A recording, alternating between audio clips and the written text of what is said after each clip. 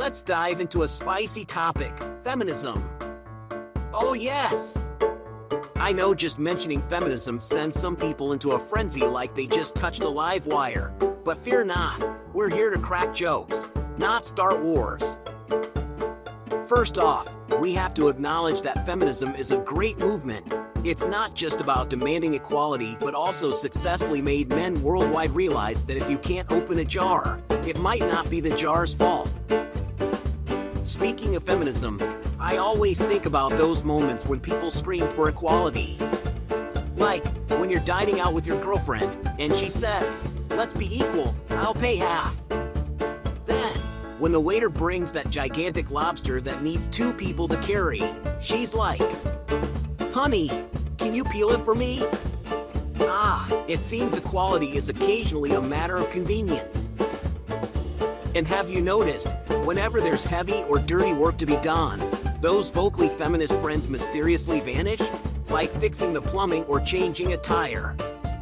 I guess that's what you call selective feminism. Feminists appear like superheroes when needed, and blend into the night when not. But seriously, feminism has brought us a lot of good.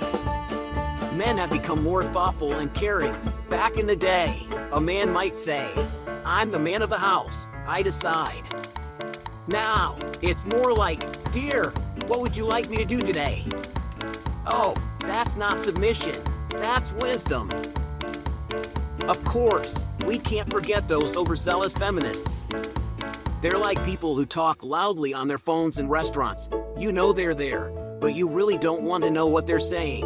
Sometimes, feminism is like a double-edged sword. It propels society forward, but also gives some the excuse to rant loudly. In the end, let's remember that the true essence of feminism is about seeking equality and respect. However, when I see some self-proclaimed feminists spouting off on social media, I'm reminded of an old saying, actions speak louder than words. Perhaps, that's the best lesson we can take from feminism today. Hey folks, back again with another episode of Life's Tricky Questions. Today's million-dollar question, to go Dutch or not to go Dutch on a first date? The eternal dilemma that could make even Shakespeare scratch his head. So, you're on a first date, right? The candles are lit, the atmosphere is just perfect, and then the bill arrives. It lands on the table like a test from the gods. To split or not to split, that is the question. On one hand, going Dutch is like a magic spell for equality. It says, hey, we're both modern, independent beings who don't need to follow outdated rituals. It's all cool until you realize that calculating 50% of the bill requires more math skills than you've used since high school. But then, there's the traditional approach.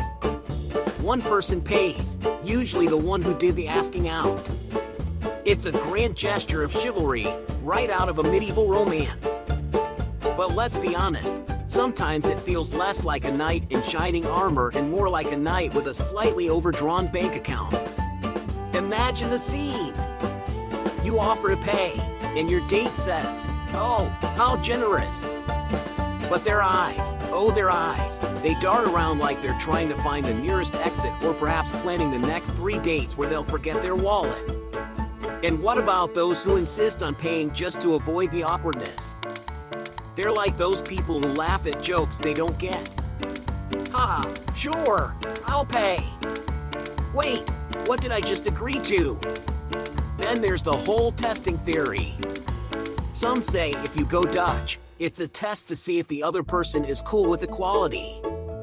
Others think offering to pay is a test of generosity. I mean, if first dates are just a series of psychological tests, maybe we should bring a therapist instead of flowers. But here's the best part. No matter what you choose, someone's going to have an opinion about it. Go Dutch? Oh, so unromantic. Pick up the tab? How old-fashioned. It's like you're in a game show called Guess What I'm Judging You For. At the end of the day, the whole dilemma of going Dutch is like a dance. A confusing, sometimes awkward dance where no one really knows the steps. But hey, that's the beauty of dating, isn't it? Each date is unique, just like every person you meet. So whether you split the bill, take turns, or one pays it all, just remember, the best investment on a date is in the connection, not the transaction.